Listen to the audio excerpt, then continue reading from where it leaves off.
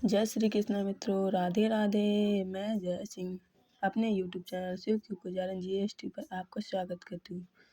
आज हम अपने इस उपाय में शिव जी की महत्व के बारे में जानते हैं। कैसे शिव जी की पूजा पाठ से हमको सुख और शांति की प्राप्ति होती है। इस वीडियो को लाइक, शेयर एंड सब्सक्राइब करें और बेल आइकन को दबाएं। राधे राधे, हरे कृष्ण। राम जी के मंदिर में जाएंगे तो राम जी का श्रृंगार केवल पंडित जी करेंगे, या राम मंदिर के जो पंडा होंगे वो करेंगे। देवी के मंदिर में जाओगे तो देवी जी का श्रृंगार पंडित जी करेंगे, या जो वहां पर मठाधीश पीठाधीश जो होंगे वो करेंगे। कृष्ण मंदिर में जाएंगे तो उनका श्रृंगार भी भगवान पंडित ही करेंगे, या वहां का जो पंडा होगा वो करेगा। पर पूरी दुनिया में केवल एक देव महादेव ही एक ऐसे हैं कि जिस मंदिर में जाओ लोटा भर के पानी चढ़ाओ और तुम्हारी मर्जी पड़े जैसा श्रृंगार करे। शंकर कहीं भेदित नहीं है, शिव कहीं भेद नहीं।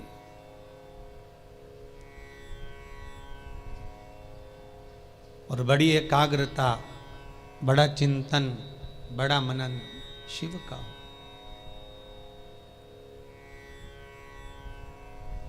सब दूर जाकर झोली फैलाकर कहना पड़ेगा कि हमको ये दे दीजिए।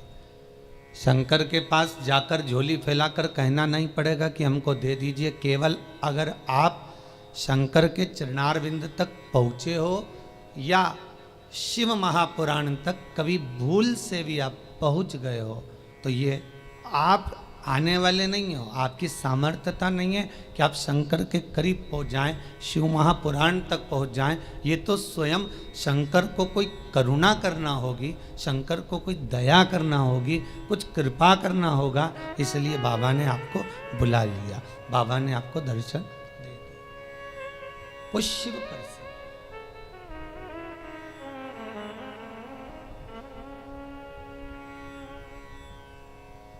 शंकर के दरवाजे पर जाकर अब कुछ मांगना भी मत, वो तो खुद दे देगा। बस जाकर बोल देना कि बाबा ऐसी बात है।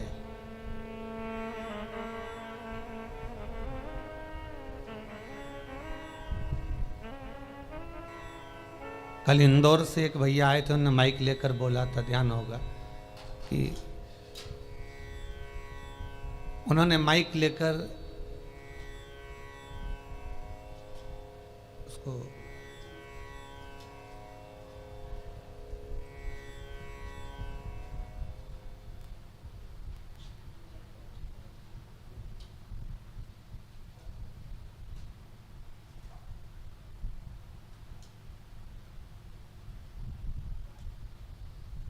माइक लेकर बोला था कि भाई बाबा छोटा सा बालक है, आईसीयू में पड़ा हुआ था, पर भगवान शिव की करुणा ऐसी हुई, उसने कोई उपाय ऐसा कर लिया कि बालक आईसीयू से भी हट गया और यहाँ वो लेकर भी आ गए।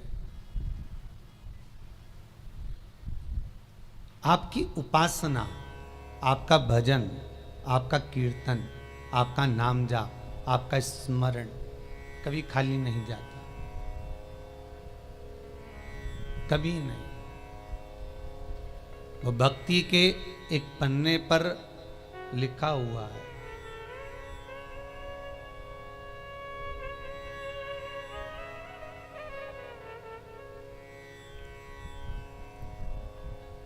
देवराज नामक का ब्राह्मण शिव महापुराण की कथा कहती है। 24,000 श्लोक इस शिव पुराण में है, 12 खंड हैं, 7 संहिता हैं। उसमें देवराज का जो चरित्र है, जो देवराज पहले तो सत्कर्मी था, भजनावली था, भगवान की भक्ति में डूबा हुआ था, भगवान का स्मरण में डूबा हुआ था, भगवत नाम में डूबा हुआ था। पर वही देवराज भगवत कर्म से वंचित हो गया केवल संगत के कारण। निवेदन है, ताली, थाली और प्याली, ये 3 मित्र मनुष्य को बर्बाद कर देते हैं।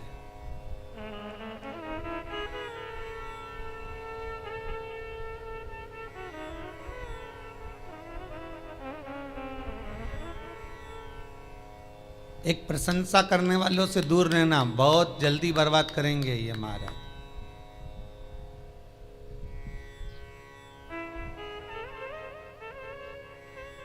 बहुत जल्दी हरा सकते हैं आपको। फिर थाली मित्र, होटल में खिलाने वालों से सावधान रहना, पहले अपना पैसा खर्च करके तुम्हें खिलाएंगे, फिर पूरा चूना तुमको लगा जाएंगे। तीसरा है प्याली मित्र, मित्र को पीना याद नहीं, अपने पैसे से पीना सिखाएंगे, फिर उसके पैसे से पूरी जिंदगी पिएंगे। ताली, थाली, प्याली, ये तीन मित्र बर्बाद करने वाले हैं। इन मित्रों से बचना बहुत कठिन है महाराज, बहुत कठिन। और अभी जो समय चल रहा है, कलयुग का जो प्रथम चरण चल रहा है, इसमें अगर कोई अच्छा बताने वाला होगा ना, रोकने वाला होगा ना, सतमार्ग बताने वाला होगा, कोई आपको गलत मार्ग से हटाने वाला होगा, तो वो बुरा लगता है। और जो आपको खड्डे में ले जाकर पटक दे, चूना लगा दे, लाखों करोड़ों में नीचे उतार दे, व्यापार व्यवसाय में कहीं ना कहीं ले जाकर गलत काम में तुमको फंसा दे, वो तुम्हें बहुत अच्छा लगेगा। ये कलयुग का जो फेर है, कलयुग का जो क्रम है, वो ये निश्चित कर देता है कि आपको सतमार्गी ठीक नहीं लगेगा।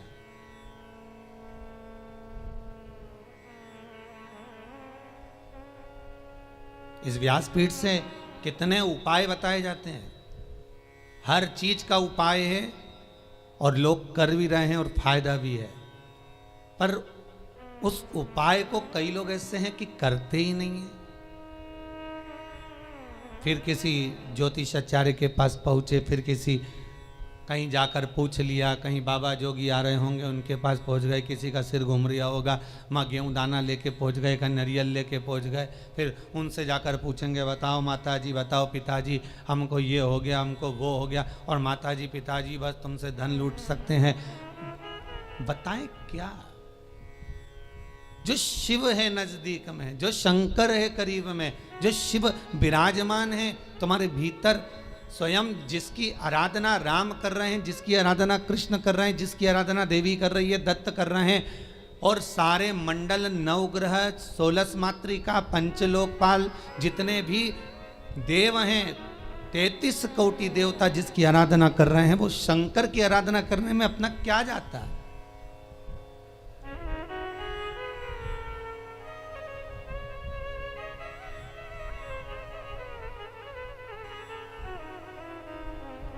स्वयं भगवान कृष्ण को जब पूतना दूध पिलाने के लिए आई और विष पिलाने के लिए पूतना आ गई, तब भगवान कृष्ण दूध तो पी लिए, पर जब विष पीने का समय आया तो भगवान कृष्ण उसी समय पर शंकर भगवान को याद करते हैं। भोलेनाथ जी आओ। शंकर भगवान ने पूछा क्यों कृष्ण? कन्हैया जी कहते हैं दूध तो मैं पी सकता हूं, पर विष पीना मेरी सामर्थ्यता नहीं है, इसलिए आप मेरे गले में आकर बैठ जाओ। भगवान शंकर भगवान कृष्ण के गले में आकर बैठ गए और सारा विष पूतना का पी गए। स्तनों का जो विष था जब शंकर भगवान पिए तो शंकर भगवान को भी चक्कर आ गए। चक्कर आकर नीचे की ओर भगवान गिरे। तब भगवान कृष्ण को लगा करूं क्या? भगवान ने एड़ी का प्रहार करा और मानसी गंगा को प्रकट करा। गंगा का जल शंकर भगवान पर चढ़ाया, तब जाकर भगवान शिव के चक्कर मिटे। इसलिए आज भी उस मंदिर का नाम चकलेश्वर महादेव है।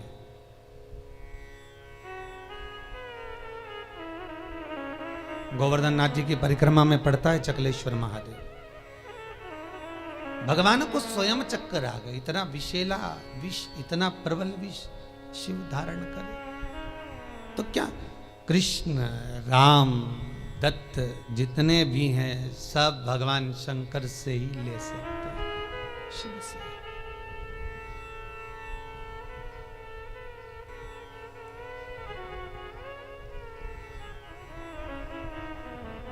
और कभी खजाना कम ना होता उसके दरवाजे का, वो लुटाता रहता है। अंबारियों में लुटाया उसने।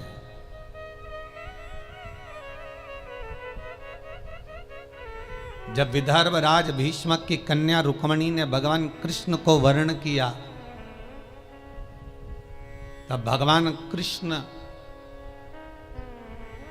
स्वयं ब्राह्मण से कहते हैं कि रुक्मणी जी से जाकर कह दो कि तू जगदम्बा के मंदिर पर पहुंच जा, मैं तुझे लेने के लिए पहुंच जाऊंगा।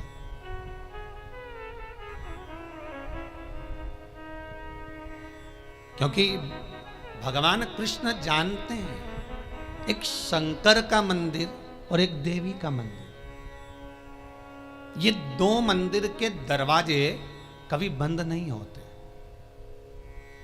कभी बंद नहीं। देवी मां है, मां अगर रात को भी सो रही है और बच्चे की आहट सुनाई दे जाए तो मां जाग जाती है। माता का दरबार, माता का मंदिर कभी बंद नहीं होता। हाँ, माता जी का श्रृंगार वगैरह थोड़ा बहुत करना हो तो भले थोड़ी देर बंद कर दे, पर माता का मंदिर बंद नहीं होता। कभी जाना वैष्णो देवी, रात भर दर्शन चलते हैं। कभी जाना देवास की टेकरी, रात भर दर्शन चलते हैं। कभी जाना मैयर, कभी बिजासन। तुम जितने देवी के मंदिर में जाओगे, चाहे मनसा जाओ, कामाख्या जाओ, चाहे चिंतपूर्णी, नैना, ज्वाला, सारे मंदिरों में रात भर दर्शन होते हैं। क्यों? क्योंकि माँ अपने बच्चों को जागता हुआ देखती है तो माँ सो नहीं सकती। एक जगदम्बा और एक शंकर। शंकर का मंदिर भी कभी बंद, हाँ ये चोरों से बचाने के लिए भले मंदिर में ताला लगा दिया जाए, पर शिव का मंदिर भी बंद नहीं होता। तो शंकर का मंदिर क्यों नहीं बंद होता? तो शंकर भगवान की कथा कहती है क्योंकि शंकर शमशान में निवास करते हैं। शमशान का गेट काहे को बंद करेंगे? वहां कौन आ रहा है? वहां तो कभी भी आ सकते।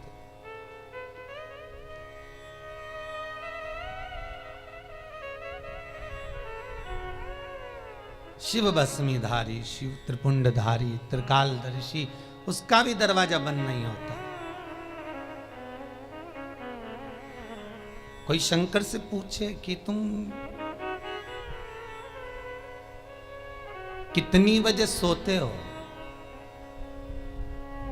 भगवान शंकर से कोई पूछ ले या माता रानी जगदम्बा भवानी से कोई पूछ ले, तुम सोते कब हो?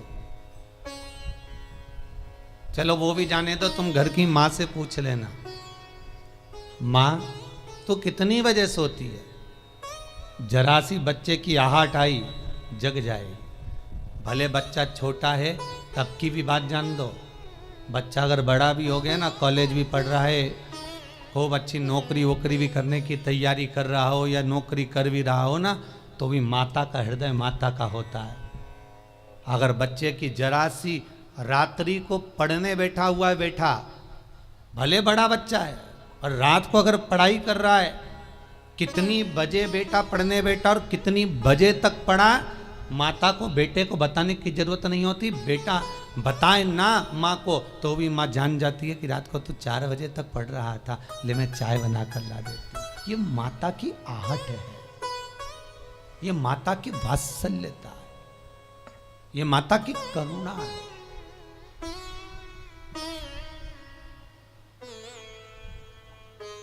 और बेटे का यदि मुख उतरा हुआ हो तो माँ जान जाती है कि आज कोई बात है, पूछेगी क्या हुआ, कुछ नहीं, कुछ तो है।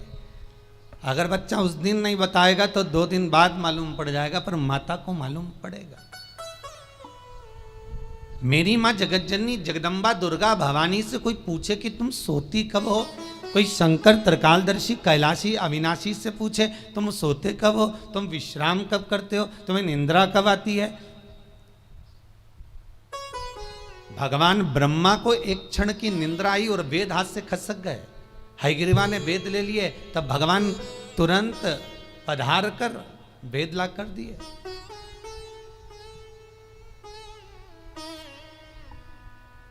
भगवान विष्णु 4 महीने के लिए सोते हैं। देव सोनी एकादशी पे सो गए, अब देव उठनी आएगी ना कार्तिक में, तब बढ़िया चकाचक उठेंगे। दत्त भगवान भी सोते हैं। सारे 33 कोटि देवताओं के सोने का श्रृंखला लिखी हुई है कि कौन देवता कहाँ कितने समय के लिए विश्राम करता है, कितने समय के लिए आराम करता है, कितने समय के लिए कौन सा देवता कब निंद्रा ग्रहण करते हैं, ये सब कुछ शास्त्रों में लिखा हुआ है। पर एक देव अधिदेव महादेव के लिए कहीं नहीं लिखा कि शंकर भगवान कितनी घड़ी, कितने पल, कितने क्षण सोते हों। एक शिव के लिए और एक जगत जननी जगदम्बा अम्बा माता पार्वती के लिए कहीं नहीं लिखा कि ये सोते हो। गणेश जी का भी विश्राम लिखा है कि गणेश जी भी विश्राम करते हैं। कार्तिकेय का विश्राम लिखा है, कार्तिकेय विश्राम करते हैं। शंकर भगवान की कन्याएं जया, विषहरा, शामरीवारी, दोतली, देव, इनका भी लिखा है, इनका भी वर्णन लिखा है। जया, विषहरा, शामरीवारी, दोतली और देव, ये पांचों कन्या शाम को ठीक प्रदोष काल के समय पर विश्राम ले लेती है। इसलिए प्रदोष काल के समय, जैसे सूर्य अस्त होने का जब समय आने लगता है, प्रदोष काल जब आने लगता है, तब शंकर जी के ऊपर जो जलाधारी लगी रहती है, जिसमें से बूंद बूंद पानी गिरता है, वो जलाधारी को हटा दिया जाता है।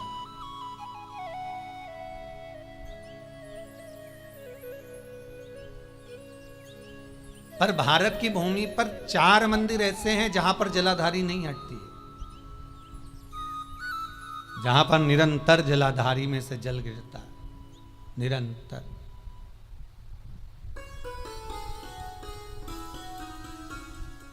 प्रदोष काल के समय जया, विषहरा, शामरीबारी, दोतली जो शंकर भगवान की कन्या है, ये भी विश्राम कर लेती। अशोक सुंदरी, शिव की पुत्री, ये भी विश्राम कर लेती। पर अगर विश्राम नहीं करते तो शिव, किसी ने पूछा सारी दुनिया आराम करती है, आप विश्राम करते हो, क्या मतलब है ये? शंकर भगवान कहते हैं मेरे कंठ पर भरा है विष, दिन भर लेता हूं राम का नाम, दोनों को मिला दो तो हो गया विश्राम।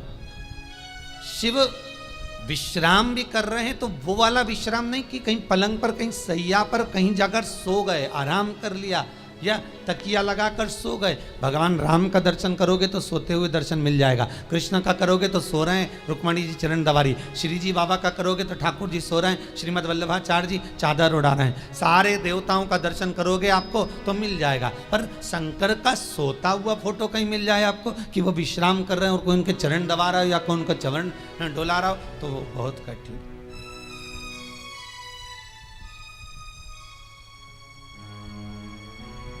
बेटा यदि पुकारे,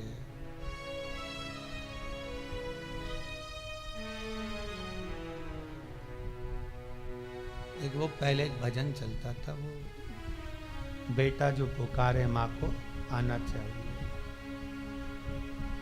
ऐसा कुछ था उसमें। बेटा जो बुलाए माँ को आना चाहिए।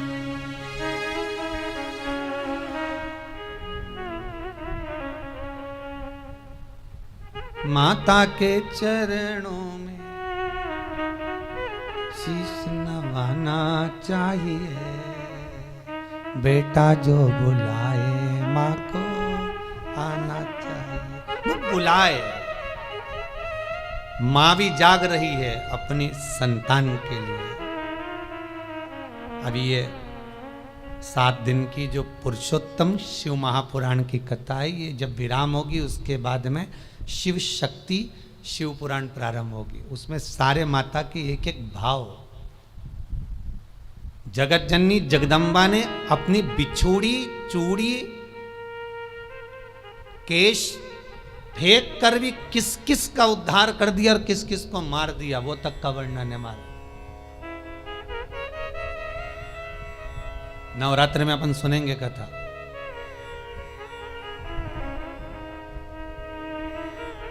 विश्रामता नहीं है भगवान। एक बार शंकर भगवान माता पार्वती को लेकर पहुंच गए सुंदर आनंद में, अमर गुफा में।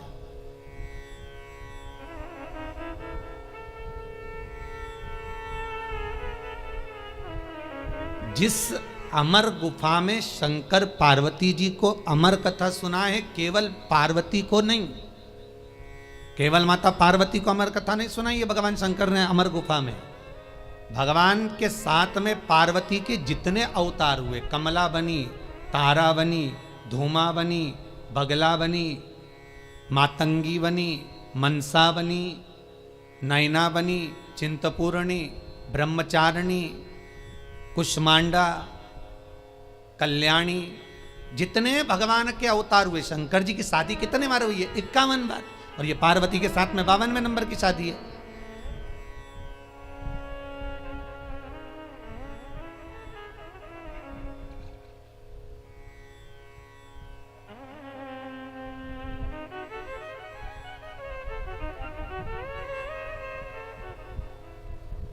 कई बार ये भगवान की शादियों के पीछे भी झगड़ा होने लगता है भाई, लोग उसमें भी झगड़ लेते। एक गांव में एक पंडित जी कथा करने आए, उन्होंने सुंदर महाभारत सुना दी, सुनाई तो उसमें सब अच्छा अच्छा सुना दिया, द्रौपदी का चरित्र भी कह दिया, 5 पति थे, ऐसा था वैसा था। इतने में पंडित जी जाने लगे कि आज महाभारत समापन हो गई, चलो सब दूर से दक्षिणा इकट्ठी कर लाऊं, जजमान के घर जाऊं। पटेल साहब क्या गए, पटेल साहब राम राम। पटेल साहब बोले सीताराम जी। आओ पंडित जी बैठो। अब पंडित जी तो बैठ गए, खटिया लगा दी, पटलन गोबर से लीप रही थी, पटेल साहब बैठे थे, हुक्का धुन रहे थे। हुक्का धुनते धुनते बोले, पंडित जी तुमने कई कथा सुनाई महाराज, हमारा मन चोखा कर दिया, हमारा मन चोखा कर दिया, पर जय कथा तुम पहले सुना देते ना, तुम्हारी जिंदगी संवर जाती। तो पंडित जी ने हाथ जोड़ के कहा, पटेल साहब ऐसा क्या कथा में से ले लिया तुमने? अरे पंडित जी, जैसे वो युधिष्ठिर, अर्जुन, नकुल, सहदेव, भीम सब जुआ खेल रहे थे, ने हार गए, उनके पास हारने का कुछ नहीं था, तो उन्होंने अपनी पत्नी के लगा दिया। मैं भी एक बार हार रहा था, मेरे को क्या मालूम था, ने पटलन के लगा दिया था।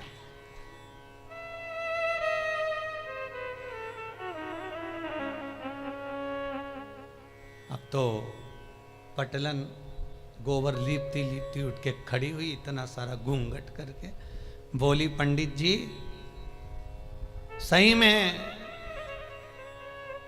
इतनी चोखी कथा सुनाई तुमने पंडित जी, जिसका वर्णन नहीं है, पर जय कथा तुम पहले कह देते नहीं, तुम्हारी जिंदगी संवर जाती।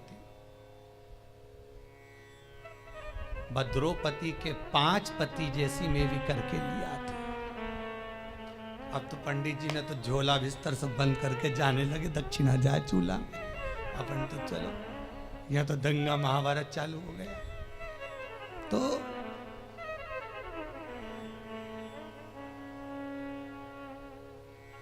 केवल पार्वती को अमर कथा नहीं सुनाई जा रही है, शिव महापुराण की कथा कह रही है, पार्वती अकेली कथा नहीं सुन रही है। पहले जितने भगवान शंकर के साथ में पार्वती के अवतार हुए हैं, जन्म हुए हैं, हर जन्म में पार्वती शिव के साथ अमर गुफा में कथा श्रवण करने के लिए गई। हर अवतार में, चाहे उमा हो, महेश हो, हर अवतार।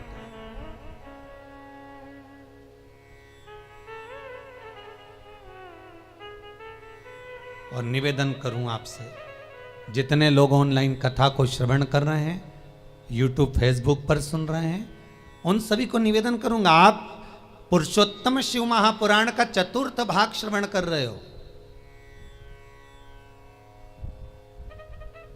ये 4th भाग का पहला दिन है। आप अगर पूरी कथा को श्रवण कर रहे हैं, सावन से सुन रहे हैं, भादो से सुन रहे हैं, जितने भी समय से आप कथा सुन रहे हो, वो आपकी मर्जी है। पर शिव महापुराण की कथा कहती है कि जैसे पार्वती बार बार जन्म ली है और जन्म लेकर अमर गुफा में कथा श्रवण करने के लिए गई है, शिव महापुराण की कथा कहती है जो एक बार एकाग्र चित्त मन से शंकर की कथा को सुनता है, ये इसका एक जन्म नहीं, ना जाने कितने जन्म का पुण्य इसका प्रबल होता है, तब जाकर ये शंकर की कथा को श्रवण कर पाता, तब ये शिव का अनुमोदन कर पाता।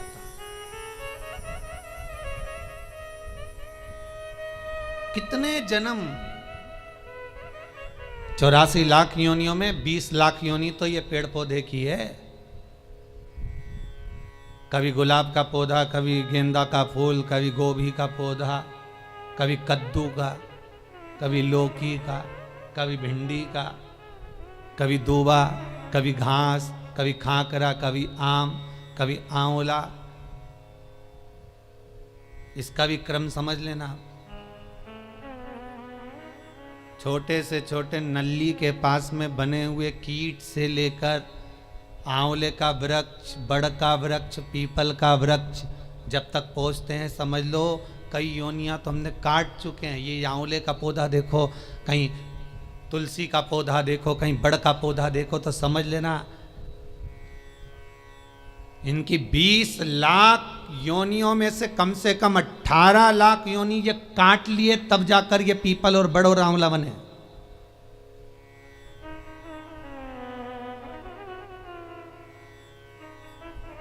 चौरासी लाख योनियों में 40 लाख योनियां तो यही निकल गई पेड़ पौधा में बची हैं। तो ये सब कीट पतंगा, मच्छर, कीट, ये सब।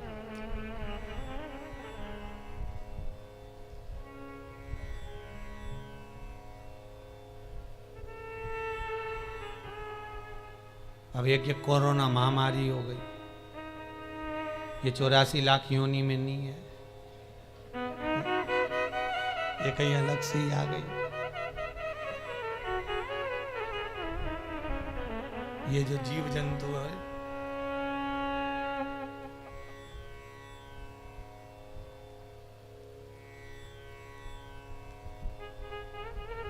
आज एक माता जी आई थी चौरसिया परिवार की, वो कह रही थी गुरुजी हमारी बहन मर गई पर हम जा ही नहीं सके। मैंने कहा अच्छा हुआ नहीं गई, नहीं तो तू भी चली जाती। कहा जाए, अरे गुरुजी ऐसी बीमारी आई कि रिश्तेदार उन मर रहे पर जा नहीं सक रहे। हमने कहा बिल्कुल मत जाना, नहीं तो ऊपर मीटिंग करते हुए मिलोगे, बिल्कुल ना जाइए। इतनी बुरी बीमारी, बेटा बाप को ना देख पा रहा है, बाप बेटे को ना देख पा रहा है, भाई बंधु को ना देख पा रहा है, कुटुंब कबीले को ना देख पा रहा है। और तो और जब मर गया तो 13वें का भोजन खाने बामन भी नहीं आ रहा है। कितना विचित्र है।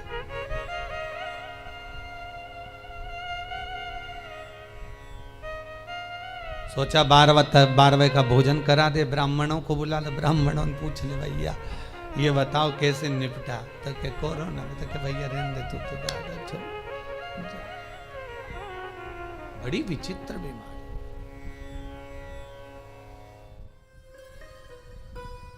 और मान लो बहुत ज्यादा दुख है, बहुत ज्यादा तकलीफ है, बहुत कष्ट है, तो फिर विष्णु पुराण का एक उपाय जरूर कर कर देखना। महाराज विष्णु पुराण में स्पष्ट कहा है कि कार्तिक का प्रथम दिन किसी नदी में स्नान कर कर, तालाब में स्नान कर कर, नदी तालाब नहीं हो तो घर में ही स्नान कर कर, घर के दोनों दरवाजे पर, घर के बाहर दोनों दरवाजे पर घी का दिया लगा दें, उसमें एक कमल गट्टा, किराने की दुकान पे मिलता है काला कलर का कमल गट्टा, एक एक डाल दें नाम और गोत्र बोलकर, और शाम के समय पर एक दिया घर की देहली पर प्रतिदिन कार्तिक के महीने में लगा दें। महाराज विष्णु पुराण का उपाय। अगर ज्यादा तकलीफ है, बहुत कष्ट है, बहुत ज्यादा कष्ट के व्यापार चल ही नहीं रहा, कर्जे में लतालूम हो गए, यहां तक गति हो गई कि मरने तक की सोच लिया, तो वो कार्तिक के महीने में कर लिया। उसका प्रयोग अवश्य करें, सुख समृद्धि के, लक्ष्मी वैभव के।